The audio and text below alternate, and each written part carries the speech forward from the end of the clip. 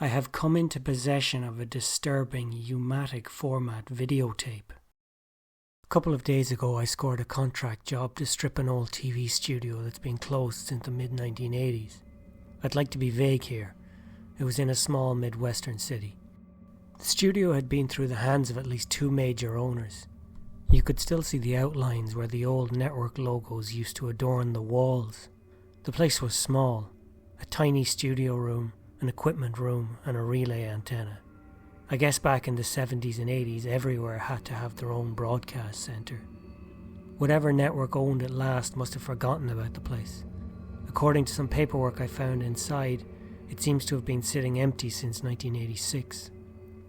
Mostly I was looking to strip the copper wiring and sort any equipment that might be worth selling on eBay. Normally I hired two guys to work with me, but the place was so small I didn't need the help. I'd save money and do it myself. I started early, had all my tools and a small diesel generator to power them. There was a good haul of copper, but most of the equipment was junk, apart from some proprietary video playing equipment. Nerds on eBay went crazy for stuff like that. It was dark when I finished clearing out the equipment room. A metal equipment cabinet was all that was left. It was locked. I used a crowbar to open it. Inside I found it completely bare. Not even any shelves.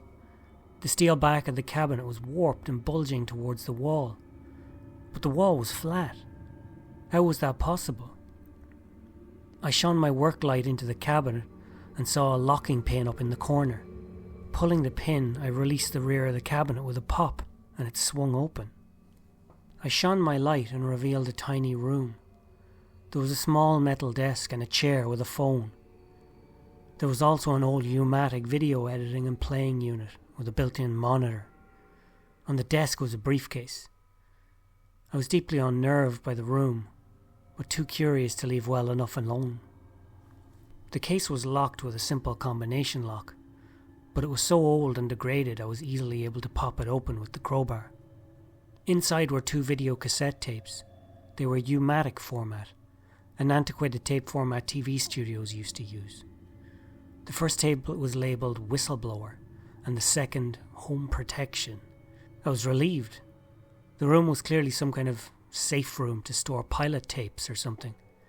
The network's hottest new property of 1982 or whatever. Was Whistleblower a show? It sure sounded like one, but it would have been way before my time. Well, curiosity killed the cat. I wanted to see the pilots, and I was pretty much done for the day anyway. I ran a cable from my diesel Jenny into the room and powered up the player unit, and then I slotted in the tape. It took some fiddling, but the unit came to life and started to play. I turned off my work light and sat at the desk as the blue glow of the screen lit the room. A test card appeared and then the video began rolling. There was no intro or titles, just raw footage. The monitor didn't seem to have any audio output. A massive pit of some kind was shown. Men in strange hazard suits were milling around it, the kind of suits scientists wore when they took samples from a volcano. The picture was a little fuzzy and the colours faded. The pit was filled with large white satchels. Dozens of them, maybe more. There was a sudden flurry of activity. One of the men was gesticulating wildly at the pit. One of the satchels was moving, thrashing around. Many of the men fled from the pit area. The writhing satchel disappeared for a split second and reappeared nearer the edge of the pit. Had the tape skipped? It happened again. The satchel seemed to move several feet in a single frame. It had moved right to the edge of the pit. A few men that remained were panicking. One of the hazmat men came into shot with a flamethrower. A huge stream of fire jetted out of the flamethrower into the pit. He focused the stream of flame on the writhing sack. Other hazmat-clad men returned. They seemed to have rallied behind the guy with the flamethrower. They threw some kind of grenades into the pit that burst into intensely bright glowing light. Some kind of incendiary grenades or flares. The whole pit was ablaze. Some of the other satchels started writhing in the flames. The men kept attacking the pit. The video cut off. What the hell had I just watched? Was it news footage? What the hell was in those bags? It certainly wasn't some unused TV pilot. My hands were shaking. Could it be some kind of early found footage movie? Why was it stashed back here? I had to watch the second video. I ejected the first tape and put in the second. A title card appeared. Emergency Broadcast Tape 4. Emergency Home Protection. Again, it had no sound. The picture was even more degraded than the first tape. Some graphics appeared showing a rifle and a shotgun with big red X's through them. Another graphic showed a combat knife and a machete. Again, they had red X's through them. To the right, a graphic of some road flares in a jerry can appeared, with a big green tick beside them. Another graphic showed Molotov cocktails with a large green tick. A warning appeared at the bottom of the screen. Never use indoors. You don't say.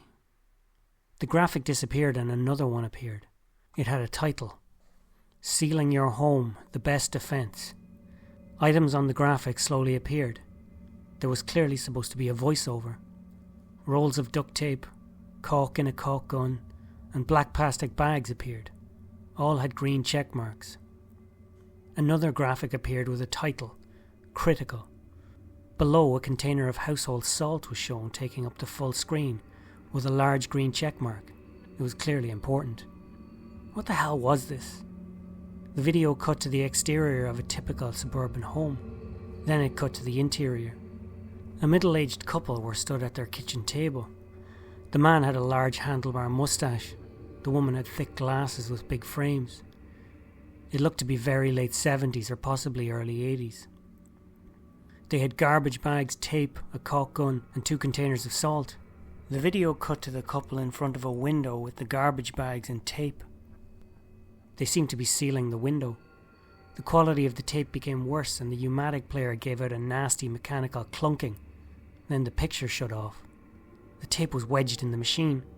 I couldn't get it out. It might have been destroyed. What the hell were these tapes? What should I do with the one that was still working? I had a minor freak out in the tiny room, but knew I wanted to get out of there. I stuck the whistleblower tape in my backpack. Then I disconnected the U-Matic unit from the generator. I sealed the cabinet entrance behind me with the locking pin. Quickly I got all my tools into the truck and got the hell out of there. I'd tell them the job was done.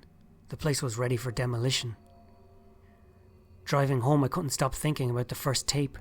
The way the satchels just disappeared and reappeared frame to frame. I've stashed the tape somewhere safe. A buddy of mine went to film school. Knows about editing. Might show him the tape. See if he thinks it's genuine.